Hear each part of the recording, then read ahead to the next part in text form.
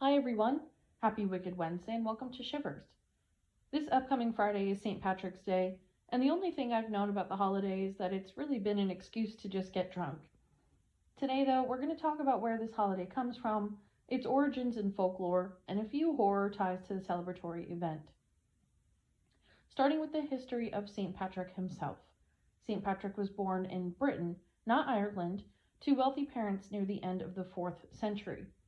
He is believed to have died on March 17th around 460 AD, and at the age of 16, Patrick was taken prisoner by a group of Irish raiders who were attacking his family's estate. They transported him to Ireland, where he spent 6 years in captivity. During this time, he worked as a shepherd outdoors and away from people. Due to his loneliness and solitary, basically confinement, he turned to religion for solace and was able to escape and return to Britain.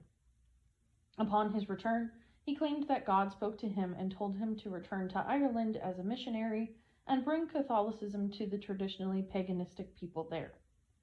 Familiar with the Irish language and culture, Patrick chose to incorporate traditional ritual lessons into his teachings of Christianity, instead of attempting to eradicate native Irish beliefs. For example, he used bonfires to celebrate Easter since the Irish were used to honoring their gods with fire. He explained the Holy Trinity, the Father, Son, and Holy Spirit, using 3 leaves of a native Irish clover, the shamrock. He also superimposed a sun, a powerful Irish symbol, onto a Christian cross to create what is now called a Celtic cross, so that symbol would seem more natural to the Irish people. Patrick was ordained as a priest and died on March 17th, leaving his stamp on the Irish people and becoming a saint after his death for his influential religious life. For today's traditions of St. Patrick's Day, on St. Patrick's Day, which falls during the Christian season of Lent, Irish families would traditionally attend church in the morning and celebrate in the afternoon. Lenten prohibitions against the consumption of meat and alcohol were waived for one day only, and people would dance, drink, and feast on the traditional meal of Irish bacon, cabbage, and typically beer. Over the next 35 years, Irish patriotism among American immigrants flourished, prompting the rise of so-called Irish aid societies like the Friendly Sons of St. Patrick and the Hibernation Society. Each group would hold annual parades featuring bagpipes and drums.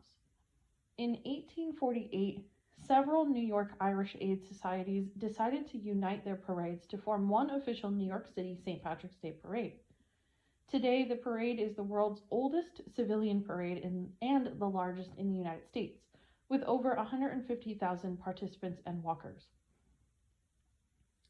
One icon of the Irish holiday of St. Patrick's Day is the leprechaun. The original Irish name for these figures of folklore is the Lobarakin, meaning small-bodied fellow. Belief in leprechauns stems from the Celtic belief in fairies, tiny men and women who would use their magical powers to serve good or evil. In Celtic folk tales, leprechauns were cranky people, responsible for mending the shoes and building shoes for other fairies. Though only minor figures in the Celtic folklore, leprechauns were known for their trickery, which they often used to protect their much-fabled treasure. The leprechaun is the keeper of the crock of gold at the end of the rainbow, and he knows where all of the wealth in the world is buried. If you're lucky enough to catch him, you must keep your eyes on him at all times and not allow him to distract your attention, or he will disappear forever. If you happen to not get tricked and are able to grab the crock of gold, the leprechaun may turn violent and prevent you from truly taking the treasure.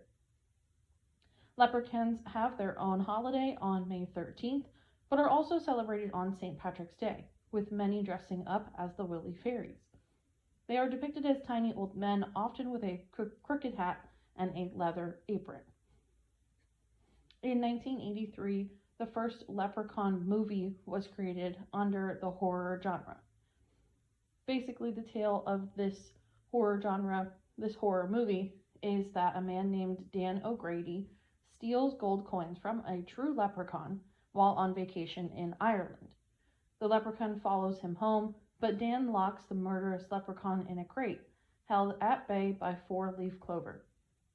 10 years later, a man and his daughter rent O'Grady's property for the summer. When they accidentally release the leprechaun goes on a murderous rampage to reclaim his gold. There are a total of 8 films in this Leprechaun franchise, all of them ranging between 7% and 40% on Rotten Tomatoes. They are worth watching and are great depictions of the true folklore and traditions, so feel festive at this St. Patrick's Day and be sure to check them out. That is all for our history of St. Patrick's Day. I certainly hope you enjoy your holiday, your parades, however you choose to celebrate. Thank you for listening to today's Wicked Wednesday. For those of you who are looking to continue talking about all things spooky, be sure to join the Shivers meetup page and be actively part of conversations, discussions, and events. Enjoy your week, everyone.